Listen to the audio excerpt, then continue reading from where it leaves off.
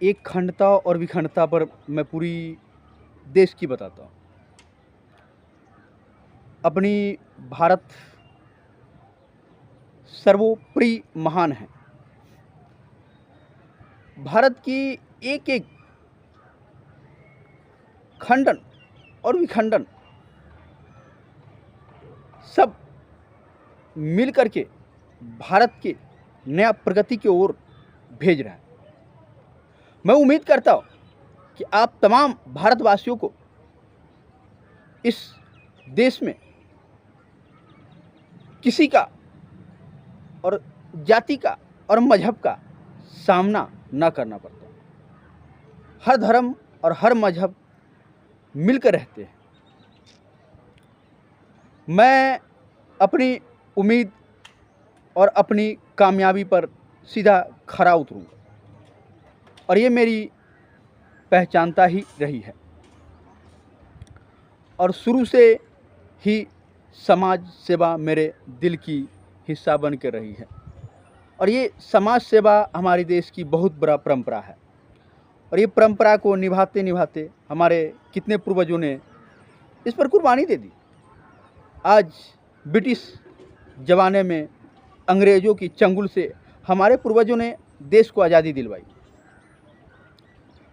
आज न जाने इस पर कितनी समस्या की सामना करना पड़ा।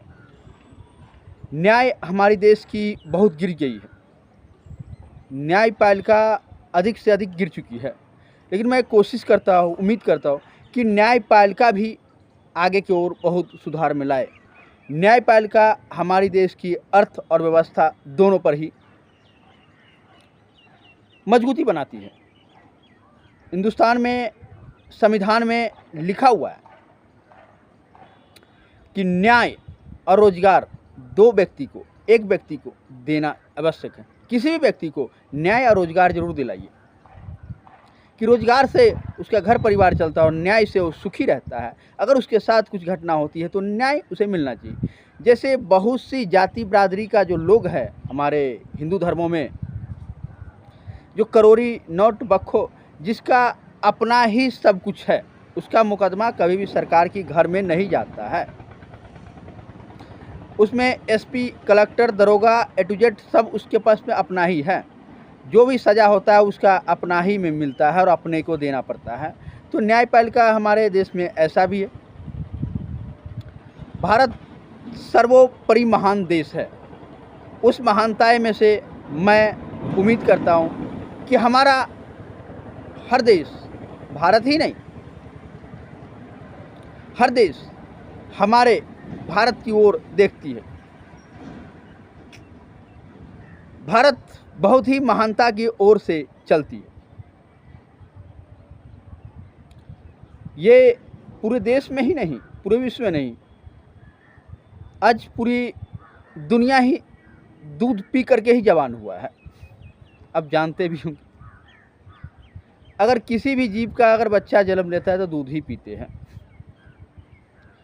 और यादव परिवार ने इस चीज़ की भरण पोषण शुरू से ही की है। मैं भी यादव परिवार से हूँ और आप लोग जानते भी होंगे, मैं कोई अलग से। तो ये संवैधानिक जो चीज़ है उससे मैं उम्मीद करता हूँ कि भारतवासियों ने हमारे देश में बहुत कुछ, जैसे आपने देखे होंगे कि रावण का विपरीत काल विनाशे बुद्धि, तो काल को कभी और मत जाइए वरना विनाश बुद्धि हो जाती है। अहम को मत आने दीजिए, अहम को मार गिराइए, हमारी यही सफलता रहेगी। भारतवासियों ने एक एक घर घर को अगर ये समझ ले कि हमारी अहंग और अहंकारी को मिटा दे तो हम समझेंगे कि पाप को मिटा दिया और धर्म को नया उद्देश्य पर लाया। मैं ये हर धर्मों को, हर जातियों से, हर मजहब से कहता हूँ, अहम इंसान का खोखला बना देता है।